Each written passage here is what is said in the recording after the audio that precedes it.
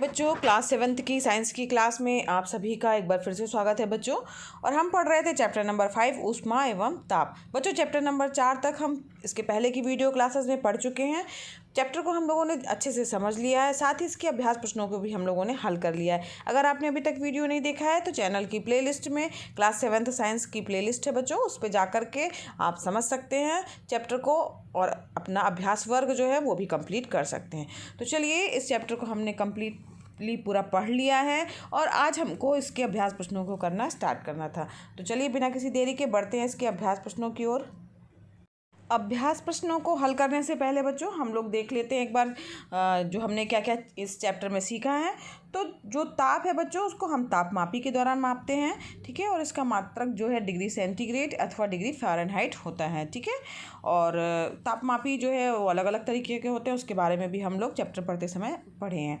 ऊष्मीय ऊर्जा का मात्रक जो है वो कैलोरी या जूल होता है और 1 कैलोरी बराबर 4.18 जूल होता है। ये भी इम्पोर्टेंट है। 1 कैलोरी बराबर कितना होता है बच्चों? 4.18 जूल। किसी वस्तु को दी गई ऊष्मा वस्तु के द्रव्यमान तथा तापांतर के अनुक्रमानुपाती होती है। तो यानी कि ऊष्मा जो है वो उस वस्तु का क्या द्रव्यमान है और उसका तापांतर क्या है, डेल्टा टी के अनुक्रमानुपाती होती है। ऊष्मा का संचरण बच्चों चालन, संवहन तथा विकिरण विधि के द्वारा होता है। इन 3 विधियों के द्वारा जो है ऊष्मा संचरित होकर एक माध्यम से दूसरे माध्यम में जाती है, ठीक है। और जिन पदार्थों में ऊष्मा का संचरण आसानी से हो जाता है तो वो क्या कहलाते हैं? सुचालक कहलाते हैं ऊष्मा के। और जिन पदार्थों में ऊष्मा का संचरण नहीं होता है तो निश्चित बात है कि वो क्या कहलाएंगे? ऊष्मा के कुचालक कहलाएंगे, ठीक है। और अगर कोई ठोस जो है वो गर्म कर रहे हैं और अगर वो लिक्विड फॉर्म में बदल रहा है तो वह ताप जिस पर कोई ठोस गर्म करने पर द्रव में बदलता है उस पदार्थ का क्या कहलाता है? गलनांक कहलाता है, ठीक है। बर्फ के बारे में आपको पता ही है। वह निश्चित ताप जिस पर कोई द्रव गर्म करने पर उबलने लगता है तो उस द्रव का क्या कहलाएगा? क्वथनांक कहलाएगा, ठीक है। तो बर्फ़ अगर जब पिघलता है द्रव में बदलता है तो गलनांक क्या होगा? और जो अगर मान लीजिए पानी है उसको हम उबाल रहे हैं तो कितने डिग्री पर उबलता है ये हम पढ़ चुके हैं बच्चों, और वह उसका क्या कहलाएगा? क्वथनांक कहलाएगा। ठोस द्रव तथा गैस को गर्म करने पर उसमें कुछ प्रसार होता है, ठीक है। ठोस में भी प्रसार होता है, द्रव में भी प्रसार होता है और गैस में भी प्रसार होता है। चैप्टर पढ़ते समय इसको हम लोग कर चुके हैं। आगे बढ़ते हैं इसके अभ्यास प्रश्नों की ओर बच्चों। तो सबसे पहले जो है सही विकल्प आपको चुनना है। तो क्या दिया हुआ है? द्रव के गैस में बदलने की क्रिया को कहते हैं जब कोई भी द्रव पदार्थ जो है वो गैस में बदल रहा है। जैसे मान लीजिए अगर हम पानी है उसको उबाल रहे हैं और वो धीरे धीरे करके गैस में बदल रहा है, वाष्प, जिसको क्या कहा जाता है? पानी के लिए वाष्प कहा जाएगा। तो वह क्रिया क्या कहलाएगी? वाष्पीकरण कहलाती है। तो इसका ऑप्शन सा जो है वो सही होगा, वाष्पीकरण, ठीक है। खा प्रश्न दिया है द्रवों में ऊष्मा संचरण होता है। तो जो द्रव है उसमें ऊष्मा का संचरण जो है वो संवहन के द्वारा होता है। इसका ऑप्शन बी सही है, ठीक। और आगे बढ़ते हैं बच्चों। गा दिया है जल का क्वथनांक होता है। तो बच्चों क्वथनांक के बारे में अभी अभी हम लोगों ने पढ़ा कि जिस डिग्री पर जो है जिस ताप पर कोई द्रव जो है वो उबलता है गर्म करने पर वह उस द्रव का क्वथनांक कहलाता है। तो पानी जो है उसके लिए क्वथनांक क्या होगा? 100 डिग्री सेंटीग्रेड, ठीक है। तो यहाँ पर इसका ऑप्शन सही है। अब बढ़ते हैं आगे। घा ऊष्मीय ऊर्जा का मात्रक है। तो ऊष्मीय ऊर्जा का मात्रक हम लोगों ने पढ़ा है कैलोरी या जूल होता है। तो यहाँ पर कैलोरी नहीं दिया है, जूल दिया है, तो इसका ऑप्शन बा जो है जूल वो सही होगा। अगला बच्चों है अंगा ऊष्मा का कुचालक है। तो लोहा, तो कुचालक मतलब हुआ कि जिसमें से ऊष्मा जो है स्थानांतरित नहीं होती है। तो यहाँ पर लोहा, स्टील और एल्युमिनियम इन तीनों से ऊष्मा का प्रसार हो जाता है, लेकिन कांच जो है उसमें ऊष्मा का प्रसार नहीं होता है। तो ऊष्मा का कुचालक कौन सी वस्तु हो जाएगी इसमें? कांच। द ऑप्शन जो है इसका सही होगा, ठीक है। आगे बढ़ते बच्चों। दूसरा प्रश्न है सही और गलत का जो है आपको निशान लगाना है जो कथन दिए गए हैं उसमें से। तो का दिया हुआ है बच्चों किसी वस्तु को गर्म करने पर उसका ताप घटता है।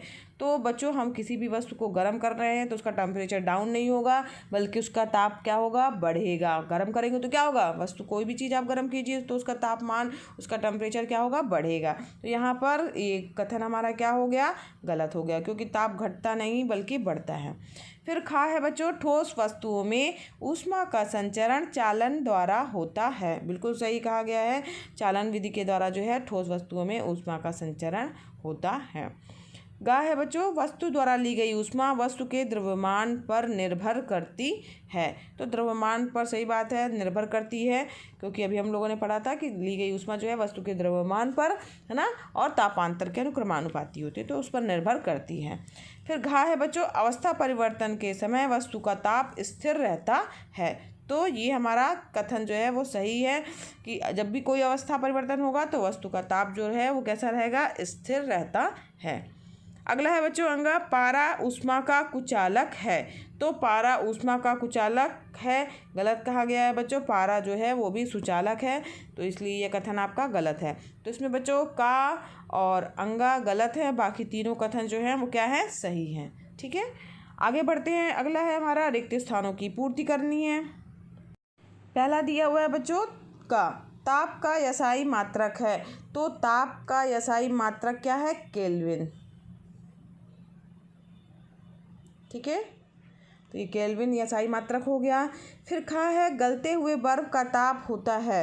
तो जब बर्फ़ गल रही है तो उसका टेम्परेचर कितना हो जाएगा, 0 डिग्री सेंटीग्रेड हो जाएगा। ठीक है, फिर इसके बाद है, किसी ठोस के द्रव में बदलने की क्रिया कहलाती है। जब कोई ठोस है वो अगर लिक्विड फॉर्म में बदल रहा है तो यानी वो गल रहा है, तो वह क्रिया क्या कहलाएगी, गलन कहलाएगी। ठीक है, और वह तापमान गलनांक कहलाएगा। ठीक है, इसके बाद फिर अगला है बच्चों, विकिरण विधि द्वारा ऊष्मा स्थानांतरण में ब्लैंक की आवश्यकता नहीं होती है। तो अगर विकिरण विधि के द्वारा ऊष्मा का स्थानांतरण हो रहा है बच्चों, तो किसी मीडियम यानी माध्यम की आवश्यकता नहीं होती है। तो यहाँ पर माध्यम आ जाएगा, किसी माध्यम की आवश्यकता नहीं होती है। ठीक है, ये माध्यम है। फिर अगला है बच्चों, बर्तन का हत्था बनाने में धातु का प्रयोग किया जाता है। तो जनरली बच्चों पढ़ रहे थे चैप्टर, तो हम लोगों ने पढ़ा था कि बर्तन जो है उसमें हत्था लगा होता है, आपने देखा भी होगा। तो बेकेलाइट धातु का होता है, या तो फिर लकड़ी का प्रयोग किया जाता है। तो यहाँ पर आप बेकेलाइट लिख लीजिएगा।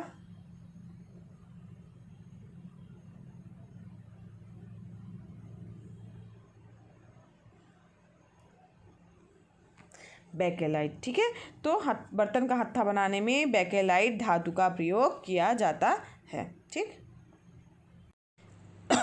अगला है बच्चों, कालम का और खा को आपस में मिलान करना है। तो यहाँ पर कालम का है और बगल में कालम खा दिया हुआ है। ठीक है, तो इससे इसको हमको मिलाना है। तो का दिया हुआ है, किसी वस्तु का ताप। तो किसी वस्तु का ताप जो है हम किस में नापते हैं, तापमापी द्वारा नापते हैं। तो का कौन सा सही होगा, सा।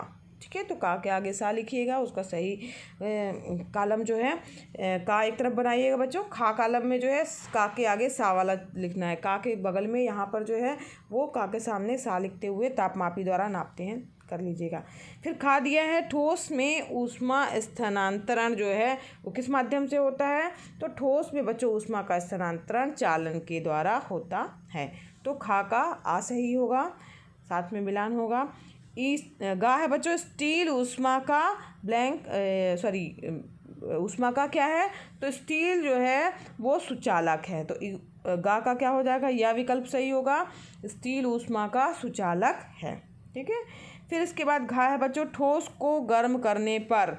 तो ठोस को जब हम गर्म करते हैं तो बचे हैं 2 ऑप्शन, पदार्थ का गुण होता है, उसके आयतन में प्रसार होता है। तो अगर हम ठोस को गर्म करते हैं तो उसके आयतन में प्रसार होता है, यानी घा का क्या हो जाएगा, बा विकल्प जो है वो बा वाला जो है कालम खा में जो बा दिया है वो उसके सामने लिखा जाएगा, सही होगा। ठोस को गर्म करने पर उसके आयतन में प्रसार होता है। अगला है बच्चों, विशिष्ट ऊष्मा। तो विशिष्ट ऊष्मा क्या है, वो पदार्थ का गुण होती है, या विशिष्ट ऊष्मा पदार्थ का गुण होता है। ठीक है, तो इस प्रकार हमने कालम का और कालम खास को जो है वो उससे मिलान किया है। जो सही मिलान है वो उसको आमने सामने आप लिख दीजिएगा। ठीक है, आज की वीडियो क्लास में बच्चों यहीं तक। आगे के प्रश्न नंबर 5 जो है से आगे हम जो है प्रश्नों को अगले वीडियो क्लासेस में हल करेंगे। आज के लिए बच्चों बस इतना ही। अगर बच्चों पढ़ाना पसंद आ रहा हो तो वीडियो को लाइक कीजिएगा। चैनल पर नए हैं बच्चों तो चैनल को सब्सक्राइब कीजिए। साथ ही बच्चों ये वीडियो क्लासेस एकदम फ्री हैं तो आप भी लाभ लीजिए, अपने फ्रेंड्स को भी शेयर कीजिए ताकि वो भी इसका लाभ ले सके। धन्यवाद बच्चों, मिलते हैं नेक्स्ट वीडियो क्लास में।